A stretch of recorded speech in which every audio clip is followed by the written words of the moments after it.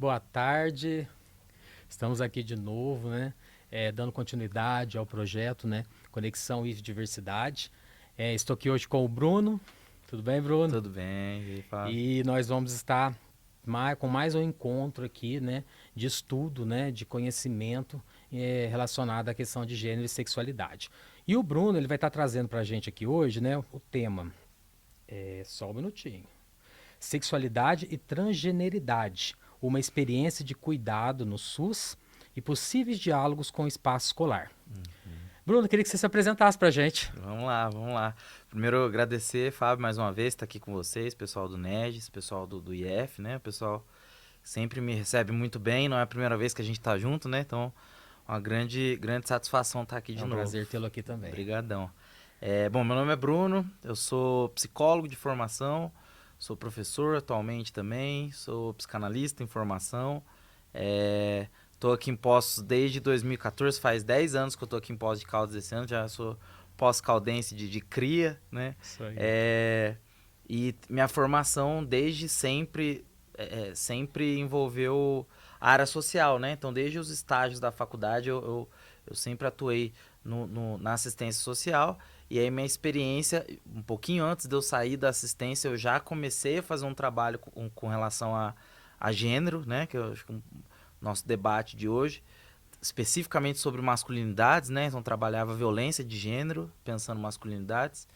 E aí, de mais ou menos 2 anos para cá, eu tô especificamente na área da saúde, né? No SUS, e trabalhando também com gênero, com sexualidade, né? Então, hoje eu sou psicólogo na Secretaria a partir da Secretaria de Saúde e trabalho no Ambulatório Translação, que é o Centro de Referência em Cuidados Trans Específicos, que é um dispositivo para cuidar de pessoas transgênero que têm demandas específicas com relação à transgeneridade. Então, cá estamos nós.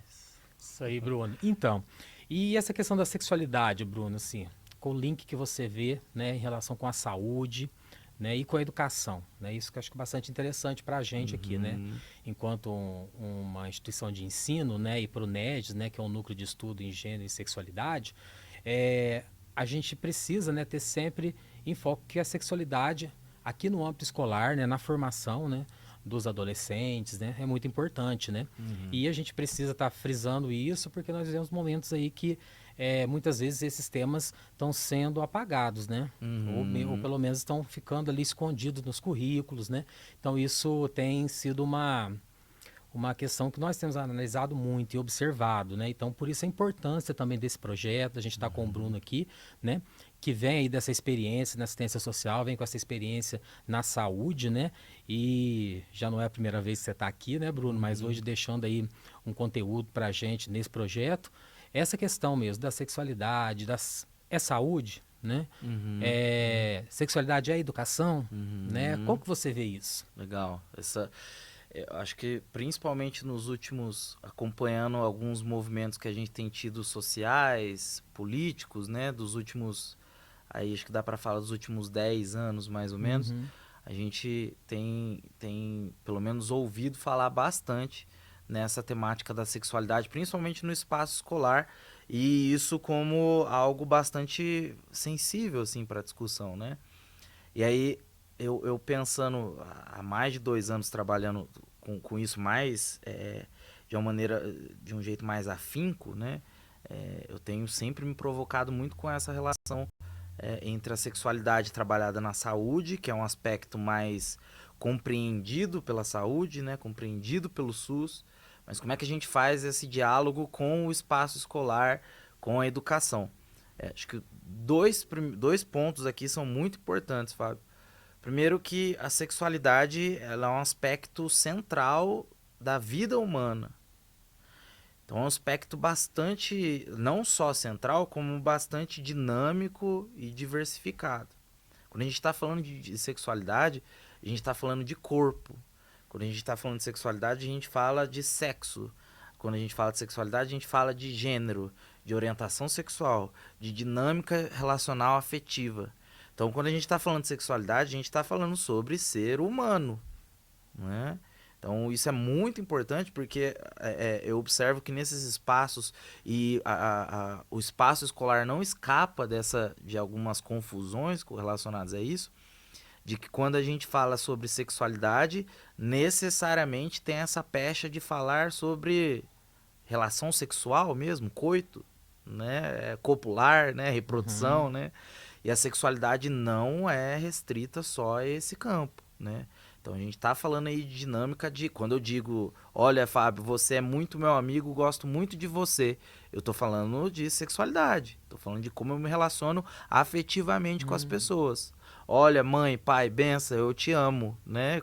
Eu também tô falando de sexualidade, da minha dinâmica afetiva familiar. Uhum. Então, e esse é um primeiro ponto muito importante. Muito caro para a saúde, porque se eu estou dizendo que a sexualidade é um aspecto central da vida humana, logo, isso tem tudo a ver com saúde, né? Alguém que não está cuidando de si, não está cuidando da sua dinâmica relacional, afetiva, amorosa e sexual, é alguém que muito provavelmente está às voltas aí com a própria saúde, né? Então esse é um primeiro aspecto muito importante. Tendo isso compreendido, não vejo possibilidade de não fazer esse diálogo com o espaço escolar. Aí, por mais que eu não seja da área da educação intrinsecamente, eu gosto de fazer essa diferenciação entre espaço escolar e educação. E aqui, espaço escolar, eu estou pensando um dispositivo específico, né? A escola, né? Mas que não é o único espaço privativo educacional. Então, a família é um espaço, é um dispositivo educacional. A rua é um espaço onde se educa algumas coisas às pessoas, né? As instituições de saúde também. Então, aqui, quando eu digo de espaço escolar, estou dizendo especificamente desse espaço estrutural geográfico da escola, mas que não é o único relacionado à educação das pessoas. Então, quando eu digo da sexualidade, da importância dela de ser educada, da gente ter a nossa sexualidade de alguma maneira pensada, refletida, é, isso não se restringe ao espaço escolar, mas o espaço escolar ele também é importante para pensar essas questões, com certeza, né? Me veio bem a questão da formação, né? E faz parte da formação educacional, né? A gente Uhum, tem que tratar hoje, né? Sexualidade hoje em dia ainda é tabu, né? Como você colocou, uhum, apesar de ser intrinsecamente ligada à nossa vida, né?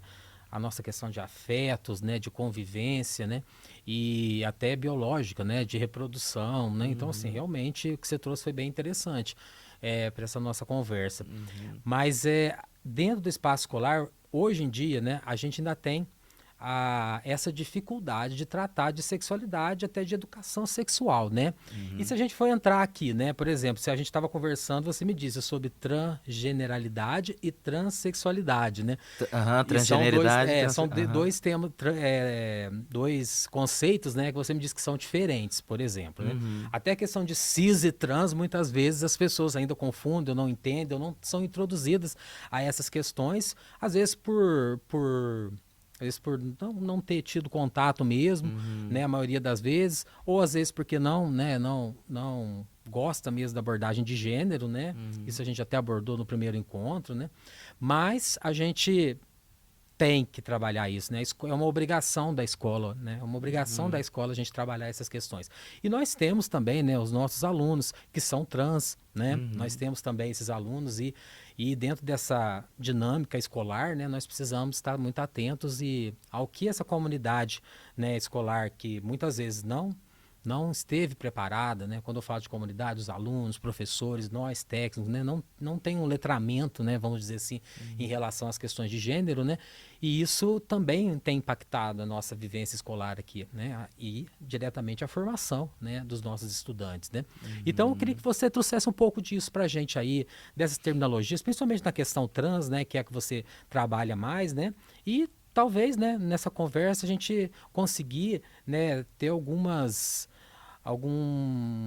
né, gosto muito de insights, né, mas Uhum. sobre né, a questão educacional, né? Você Sim, trazendo da sua experiência, você quanto professor também, né? sim, Então acho que esse é um ponto que eu acho que você pode trazer muitas contribuições para a gente. sim. É, acho que o nosso tema, né, ele traz isso já ali no título, quando a gente vai pensar esses dois termos, né? Sexualidade e transgeneridade. E às vezes as pessoas até fazem uma certa convergência direta e intrínseca entre as duas coisas, né? Sexualidade e transgeneridade, mas que são duas coisas diferentes, né? A sexualidade, então, como esse aspecto mais central e até como um termo, se a gente for pensar também guarda-chuva, pela sua por quanto é dinâmico, né? Então a gente tem aí uma grande caixa chamada sexualidade, que dentro dela a gente tem alguns nichos aí que organizam alguns aspectos, alguns conceitos específicos sobre a sexualidade. A transgeneridade é um desses nichos, né? Uma dessas variações, né? Uma dessas diversidades sobre gênero.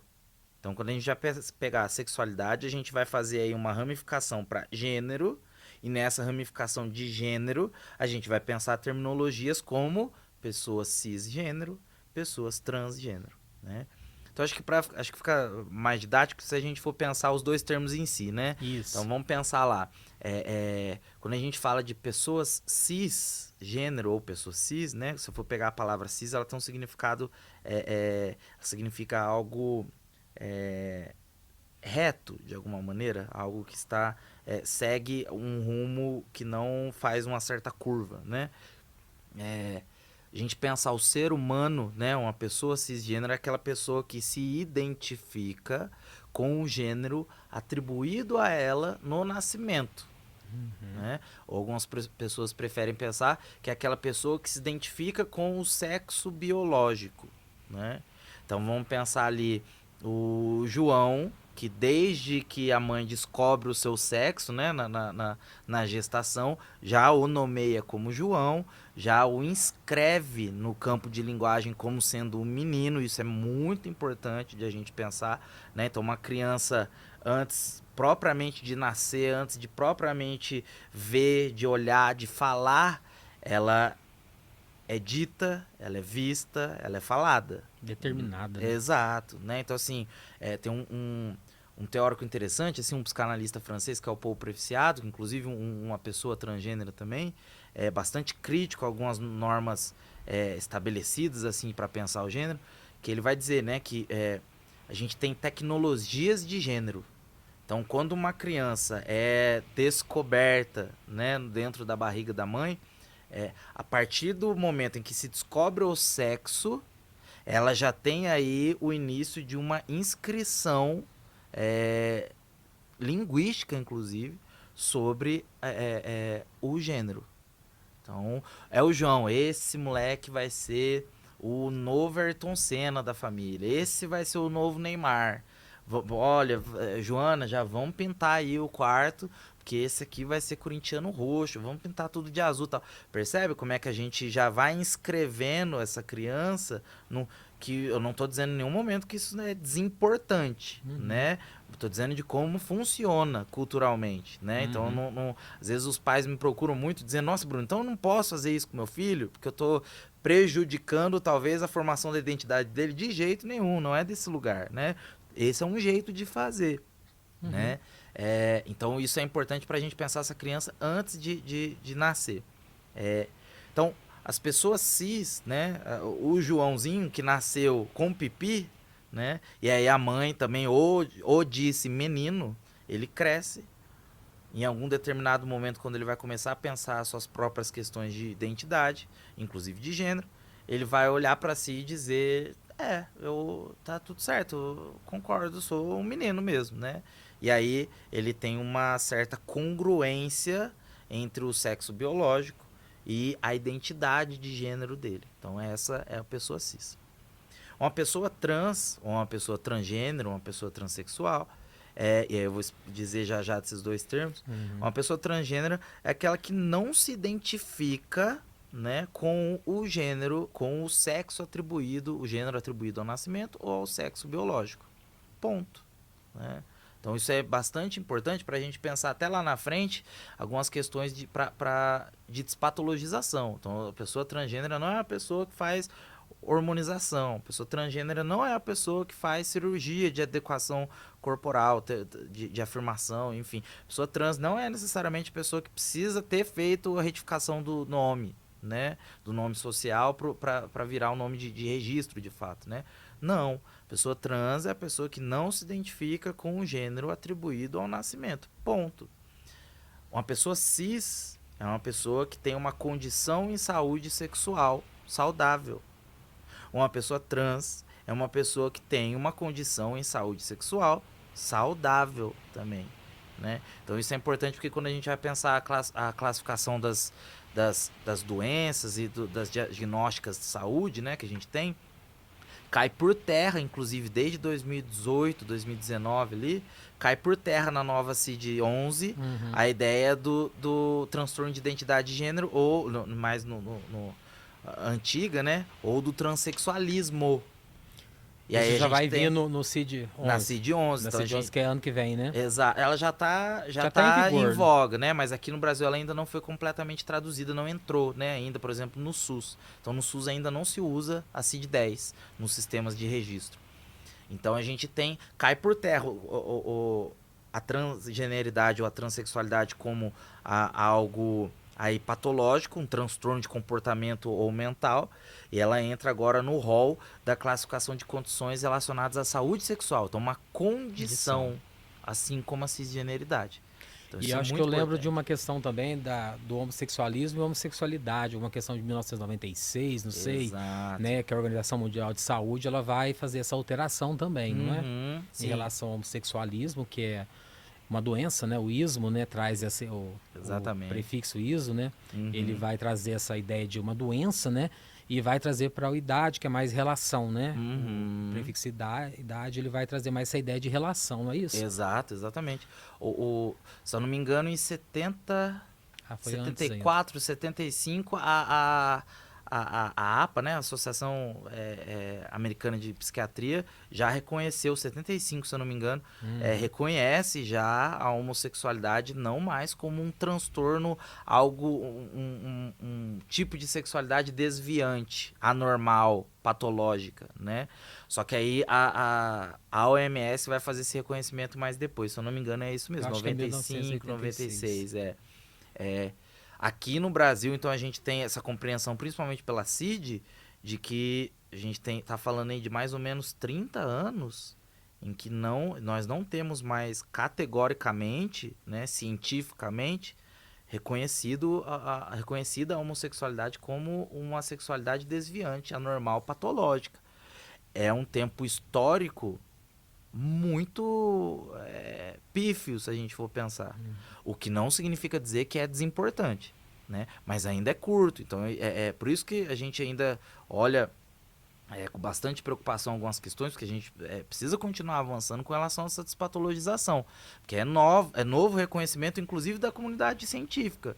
Né? Então, aqui no Brasil, por exemplo, quando a gente vai pensar as questões da homossexualidade, o avanço técnico, científico, ético, político de reconhecimento dessa identidade sexual como não patologizada, ele ainda é mais avançado com relação à orientação sexual do que com relação às identidades de gênero. Né? Então, nossos reconhecimentos, normativas, decretos relacionados a pessoas de identidade de gênero diversa, que não sejam cisgênero, por exemplo, ele é muito mais recente. Então, a gente tem mais ainda a caminhar. Então, até falando disso, eu tinha prometido diversificar, né, o termo transexual e transgênero, É né? verdade. Socialmente, os movimentos sociais, né, principalmente das pessoas trans, das travestis, das pessoas não binárias, costumam preferir, né, mas isso não é um consenso total, o termo transgênero ou transgeneridade, né? Porque a transexualidade, por muito tempo, inclusive na comunidade científica, foi atrelada à questão cirúrgica ou à questão genital, né? Então a transgeneridade ela traz para si esse reconhecimento de um escopo mais abrangente sobre a sexualidade, que é o gênero, né? Então por isso transgeneridade às vezes é até preferida, né? E a transexualidade é um pouco mais preterida dependendo do espaço e pelos movimentos aí, né? Entendi. E nesses aspectos, né, assim, que você traz, né, você trabalha. Poços é uma cidade, né, a maior cidade do sul de Minas, né? Uhum. Então a gente tem, né, acho que não sei se existe um ambulatório como esse que vocês têm aqui em Poços em outra cidade aqui do sul de Minas. Uhum. Eu Acredito acredito que que não. não. Aham. Acredito que não, né? E nesse trabalho de vocês aí, né, como que você vê na sociedade pós-caldense, né, a questão, não vou dizer de aceitação, né, mas como que você vê que a sociedade pós-caldense identifica as pessoas trans ainda? Como que Uhum. você vê isso?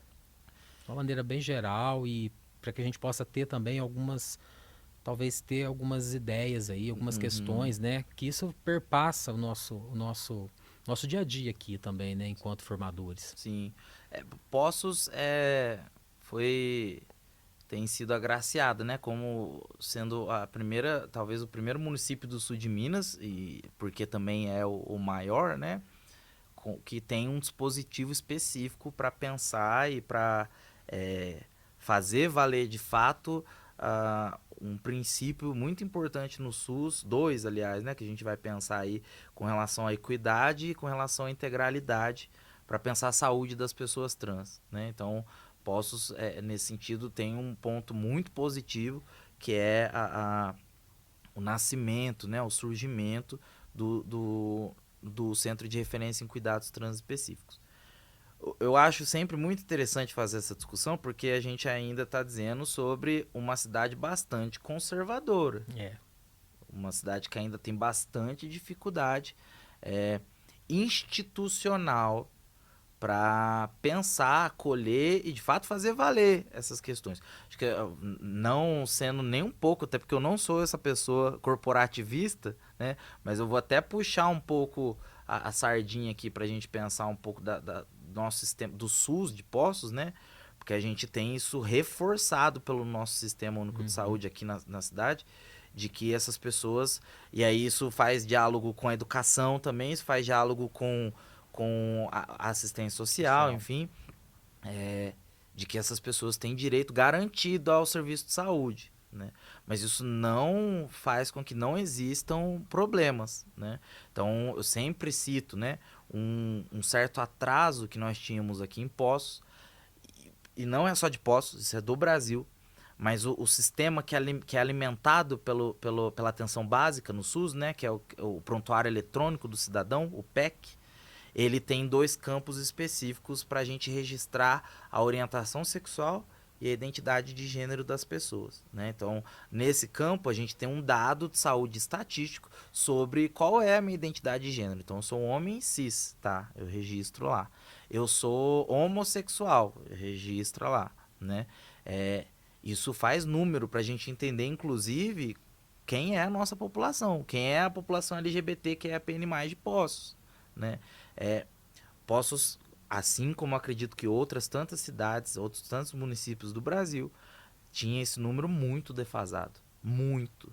Eu não trouxe ele aqui agora, mas eu tenho esse registro. Uhum. Se eu não me engano, até o começo no primeiro bimestre desse ano de 2024, a gente tinha em Poços registrados, estatisticamente, um número de, se eu não me engano, de 20 a 34 mulheres trans e travestis em Poços, Uma né? cidade de 170 mil habitantes, mais ou menos, né? Não é não é nem um terço dos meus prontuários no ambulatório Olha só. de mulheres trans travestis. Então, Uhum. um subsistema, um dispositivo específico do SUS que tinha um registro até maior do que esse. Então, isso mostra a necessidade de a gente compreender a importância de pensar questões da sexualidade enquanto saúde, né? E também de conhecer a população para pensar quais são as demandas específicas, né? Ô Bruno, mas por que isso é importante, pensando saúde de pessoas trans, né? Porque não fosse esse atendimento no SUS, né, gratuito, integral, universal e que tem vistas à equidade, né? A gente teria números alarmantes ainda, como a gente ainda tem, de pessoas que fazem acessos clandestinos a, por exemplo, hormonização, ao silicone industrial, procedimentos de modificação corporal, muito perigosos, né? E também com questões de saúde mental. Né? Então, taxa de suicídio que nós temos no Brasil hoje com relação à homotransfobia, né?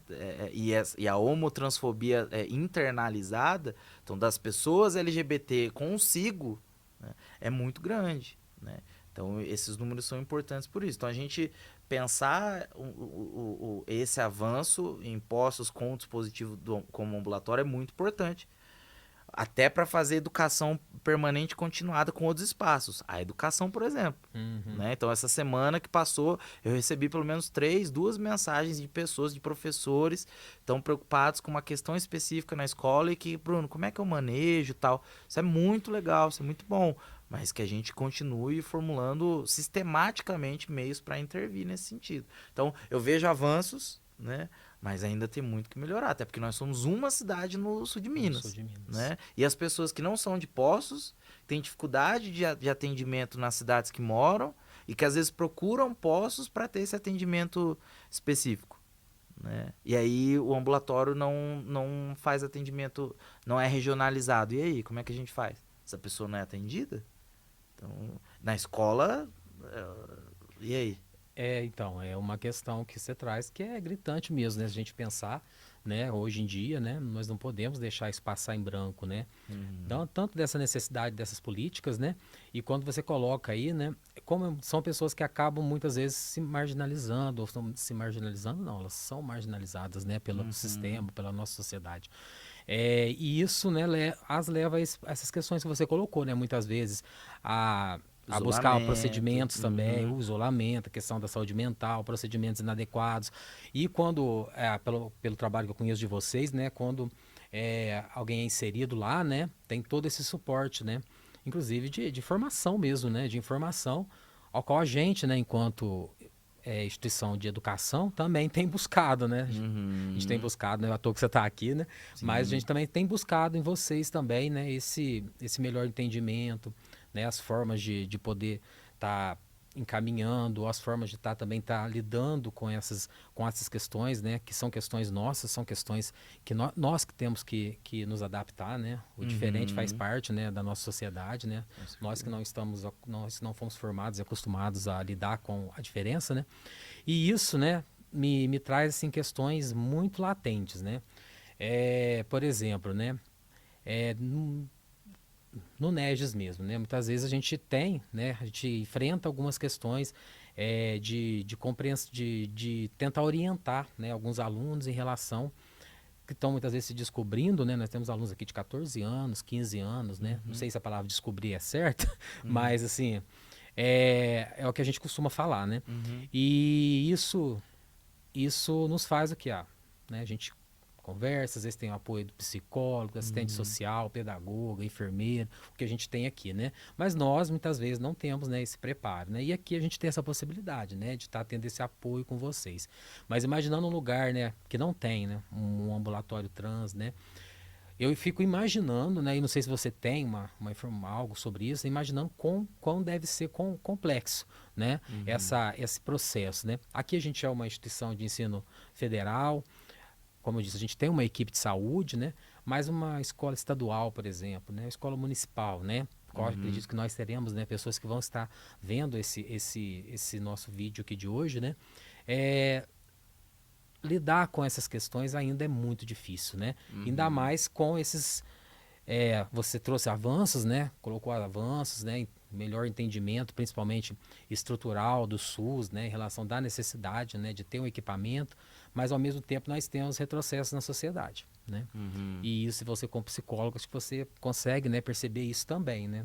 Eu percebo muito isso, né? Nós estamos num Sim. momento vamos dizer, de um momento de reação, talvez, né? Reacionário no sentido do tradicionalismo, do conservadorismo, né? Uhum. E isso tudo eu acho que impacta muito as relações na escola, né? Uhum. Por exemplo, com os pais, né? Como que a gente vai lidar com essas questões. Então, assim, é, trazendo essa experiência sua, né? Resumindo tudo que eu disse, né? Mas dessa experiência sua na saúde e também, né? De clínica, tudo, né? Como que você imagina, né? Que essas questões possam ser melhor trabalhadas no ambiente escolar, com a comunidade escolar, é sempre pela informação, é sempre por trazer à tona essa questão, né? A gente trabalha muito com isso, né? Sempre está trabalhando, trazendo pessoas, né, que possam estar falando, né, sobre Uhum. essas temáticas. Como que você vê essa questão? O que que você vislumbra, assim? Uhum. É, eu acho que depois que eu comecei a experienciar essa posição de professor, algumas coisas ficaram até mais lúcidas para mim, para pensar alguns posicionamentos, né? E eu sou bastante incisivo com relação a como eu vejo o lugar do professor.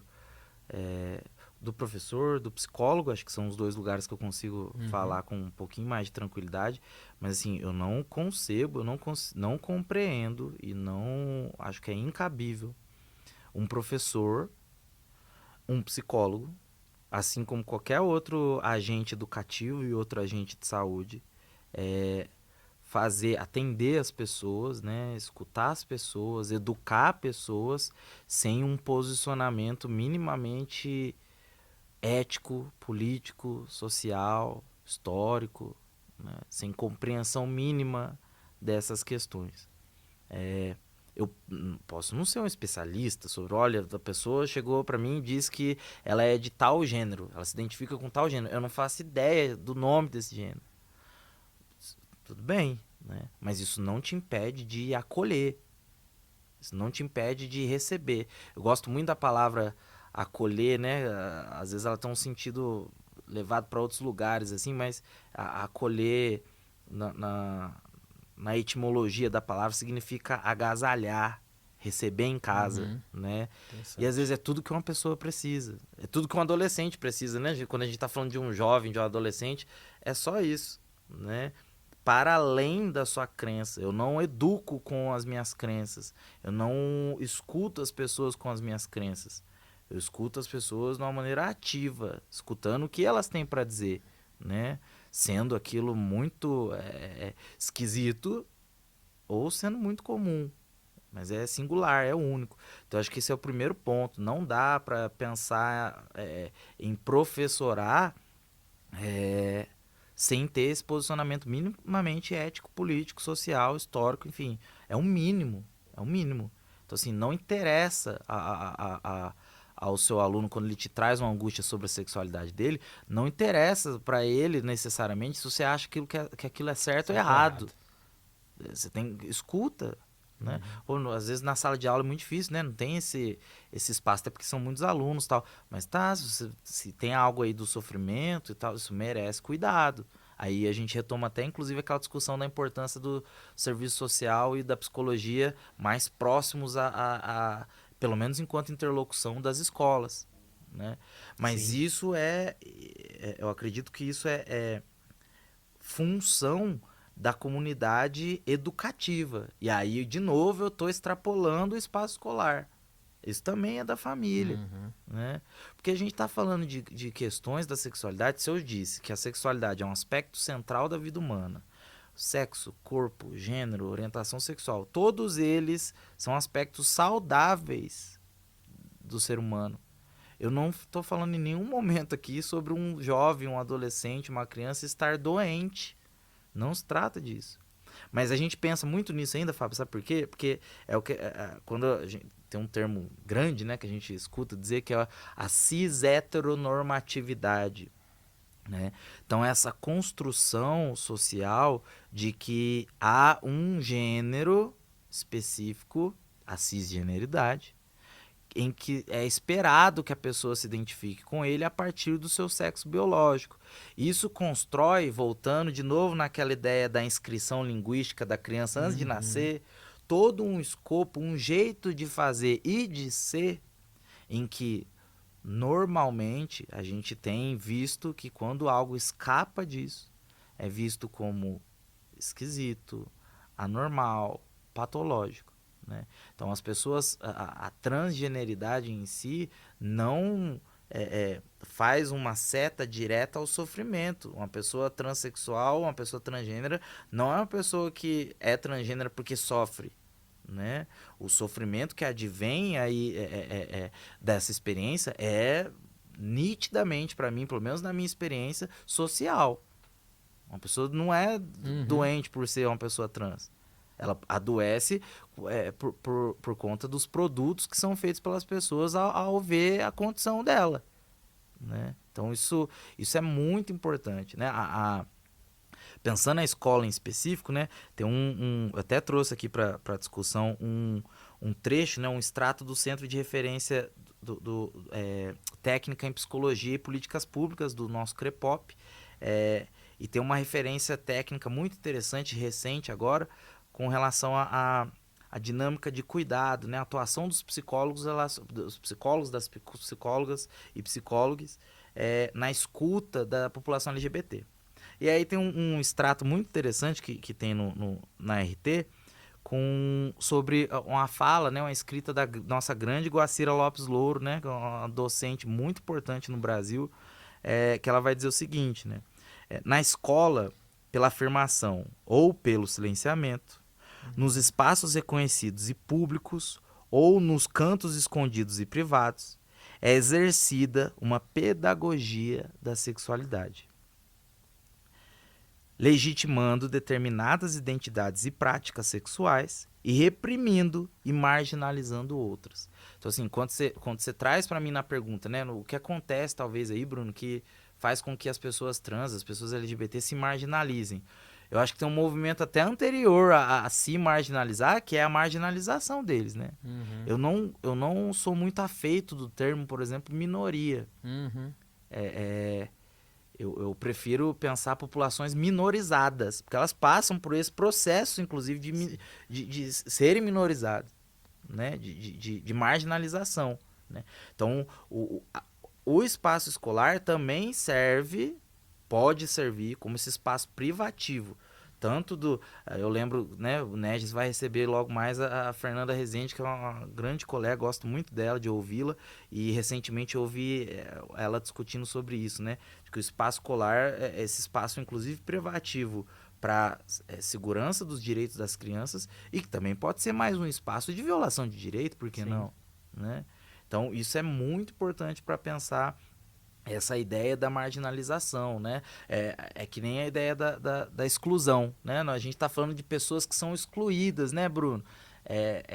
A Bader Savaia, que é outro grande nome que nós temos, principalmente na psicologia social no Brasil, na sociologia, enfim, ela vai dizer o seguinte, né? É muito difícil a gente fazer uma discussão sobre exclusão de pessoas que, quando foi que elas foram incluídas? Né? Assim, dizer que alguém foi excluído, né? O Fábio está sendo excluído Pressupõe, aqui né? eu pressuponho que o Fábio já esteve ali em algum incluído. momento, né? Mas uma pessoa, a gente tem uma paciente que ela ficou 10 anos sem ir ao médico para fazer um exame de sangue, check-up geral, que a gente faz 2 vezes no ano, 10 anos sem fazer, pela maneira como ela era tratada num posto de saúde. Não tinha um nome respeitado. E aquilo machucava tanto que eu prefiro não ir. Porque eu sei que eu não vou ser chamada pelo meu nome. Então, em que momento? Quando antes da transição, ela estava naquele lugar, ocupava fazer check-up 2 vezes por ano. A partir do momento que ela se reconhece, se identifica como uma mulher trans, não faz parte mais. Mas enquanto uma mulher trans, qual foi o momento em que ela foi incluída para ser excluída? Não participou. Sim. Então isso é muito importante. Pensar esses processos sociais, assim, para pensar, inclusive, essas exclusões, assim, né? Interessante quando você coloca essa dinâmica de inclusão e exclusão, né? Uma dinâmica que a gente vê muito na sociedade, né? Esse entendimento, né, de que a exclusão ela vem muitas vezes do indivíduo, né?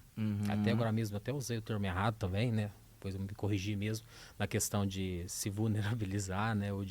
Porque é vulnerabilizado, né? A sociedade somos nós, né? Nós enquanto sociedade, enquanto corpo, né? Social que não respeitamos a diferença, né? Que não temos uma habilidade com a diversidade, né? E eu vou trazer a habilidade aqui para me puxar para a escola, né? Porque você estava falando aí, né? De como que essa paciente ela não frequentava mais, né, aqueles equipamentos públicos, né, de saúde, por não ter seu nome respeitado, né? E o que acontece na escola aqui também, a gente tem uma questão muito latente disso, né?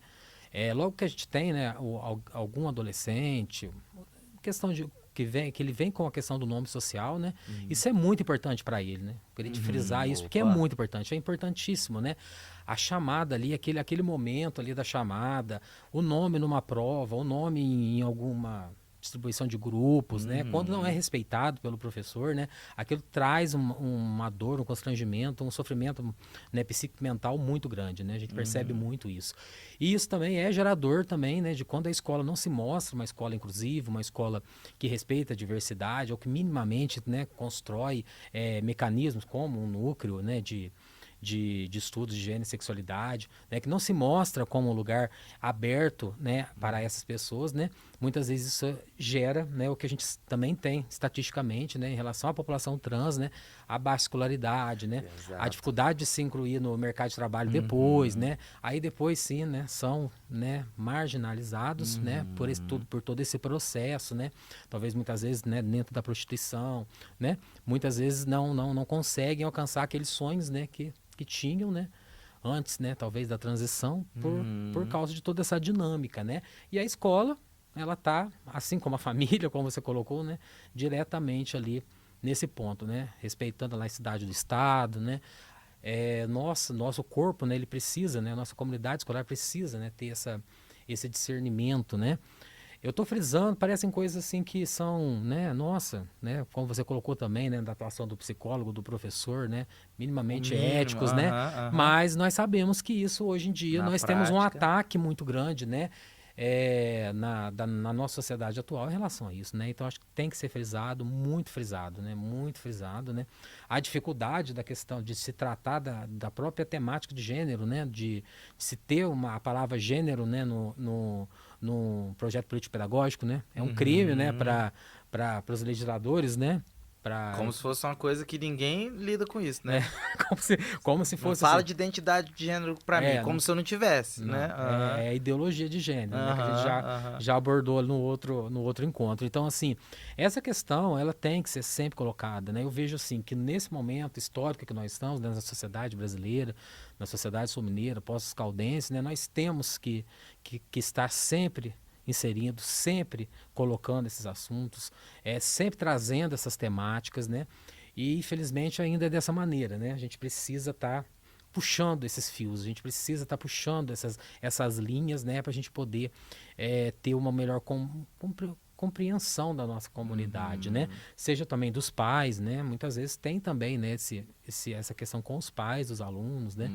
Então a gente precisa, né, cada vez mais mostrar isso, porque eu vejo que nós temos, né, regredido, né? Então esse é um das nossas potências aqui, que nos leva, né, a ter o NEGES e a construir isso e tentar expandir esses conhecimentos, trazendo você, que inclusive é isso, né, é a gente poder trabalhar com essas questões atitudinais, a gente possa construir, né, minimamente consciências, né, que a gente possa, né, sair desse caminho aí que eu tenho visto que nós temos, né, trilhado aí, né? Insistido, Depois de né? avanços, nós temos, né, de repente aí, né, traçado uma contra-reforma, né?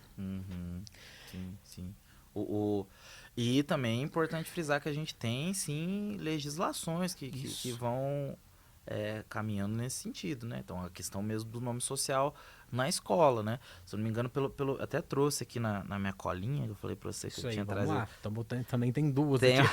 Tenho, eu trouxe, até porque eu sempre não lembro do Conselho Nacional de Educação, né? O Uhum. reconhecimento do MEC, acho que é a resolução número 1 de 2019, que diz sobre o uso do nome social em sala de aula e no espaço escolar. Então, o aluno, a aluna tem 18 anos. Ele tem o direito de ingressar na escola já com o nome social reconhecido em lista de chamada, verbalizada, né? Enfim, sem precisar ter retificado seus documentos por isso, só de verbalizar.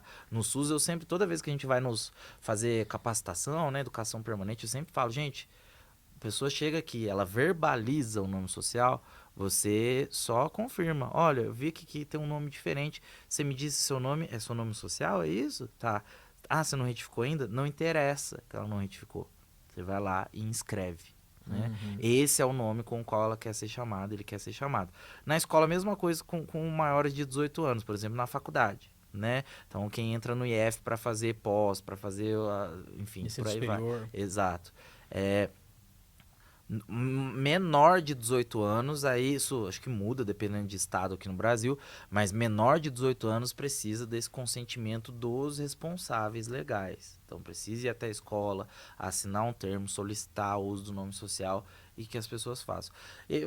Eu ainda escuto, né, das pessoas, Bruno, mas é importante mesmo o nome social? Eu acho que as pessoas ainda perguntam isso, fazendo uma certa confusão com o que a gente tinha antigamente, até nos prontuários de serviços da assistência social, da saúde, que era aquele campo do apelido. Por Uhum. um tempo, o apelido tinha até uma barrinha, apelido barra nome social, né? Uhum. O nome social não é apelido de ninguém, gente, né? E a importância dele é justamente porque talvez nossa maior etiqueta de reconhecimento humano é o nome. Eu comecei quando o Fábio me apresentou hoje, Bruno, se apresente. Eu repeti, meu nome é Bruno. Quando a gente chega num lugar, a gente se apresenta pelo nome. Então, é importante porque é um nome da pessoa, não é apelido, né? Então, é, é capital que nós respeitemos o nome das pessoas, ponto, né? Então, isso é bastante importante. Para além das outras resoluções e legislações que a gente já tem, né? Então, o ECA, que garante o uso do espaço escolar, garante a educação das crianças, independentemente da raça, do gênero, da orientação sexual dos adolescentes e por aí vai, né? Então, todas essas normativas são extremamente importantes. Pra gente, nossa Carta Magna garante isso. Uhum. Magna, né? Garante isso. Quando a gente já pensar o direito à saúde de todos, a igualdade de direitos de todos, independentemente de sua religião, enfim, né? Então, quando eu escuto, inclusive, de alguém, de um professor, de um colega na saúde, Bruno, mas minha dificuldade é com relação à minha crença, minha religião, tal. Fala, olha, você é contratado, você passou, você é concursado, Uhum. você está trabalhando das 8 às 5, você não trabalha com sua religião. Você trabalha com posicionamento científico, ético, político. Político, quando eu digo nesse sentido de movimentação, de acolhimento das pessoas, né? Não, você não olha, né, para as pessoas com base no que você acredita que está certo ou errado, de qual Deus está mais certo. Não é com isso, né? Então isso interessa depois das 5, depois das 2, depois do horário que você faz no trabalho. Ali, com aquela pessoa que você atende, que você educa, que você escuta, é uma outra história. Não cabe as suas coisas ali. São as coisas do outro, né? Então isso é muito importante reforçar. Extremamente importante que você colocou. Acho que a gente fecha aí com uma reflexão muito importante, né? Principalmente para nós, né, educadores, né? E independente, né, de levando em consideração, né, o direito universal à educação, né, da criança e do adolescente, né, como que você trouxe aí, né, Uhum. independente de qualquer outra, qualquer outro costume, qualquer outra, né, questão que você traga da sua construção, da sua vivência, né, você está aqui ou está no espaço escolar ou no espaço, né, público aí de saúde, de assistência social, você está ali para fazer cumprir a lei, né, e Uhum. também respeitar as pessoas dentro das suas da diversidade, né, que nós temos na nossa sociedade. Eu acho que isso é basilar, né? E é isso, gente. Nós estamos aqui com o Bruno e foi um prazer, Bruno, você estar aqui com a gente nesse projeto. Espero que você possa vir mais vezes, né? Opa. E me ajudar aí também, né? Com algumas Uhum. questões desse projeto aí. A gente já conversou, está sendo bem bacana aí o desenvolvimento desse projeto. E é isso, né, pessoal? A gente fecha aí mais um encontro, né? E quero agradecer muito você, né? É sempre um prazer te receber aqui. Sim, Se quiser dar uma brigadão, palavra Flávio. final aí. Obrigado, gente. Mais uma vez, eu fico muito feliz. Assim, o Fábio, quando mandou mensagem, eu já digo, irmão, já tá aceito, né? Só vamos ajeitar Ajeitar os... dia, horário, né? Mas tá tudo certo. Eu gosto desses espaços, né? Ainda mais espaços assim, né? Que a gente tem possibilidade de fazer uma discussão franca, ética, política, social, Justo. que é o que a gente precisa. Então, muito obrigado. Estou muito feliz de novo e até a próxima. Até breve. Isso aí, pessoal. Logo estaremos de volta aí com mais um encontro.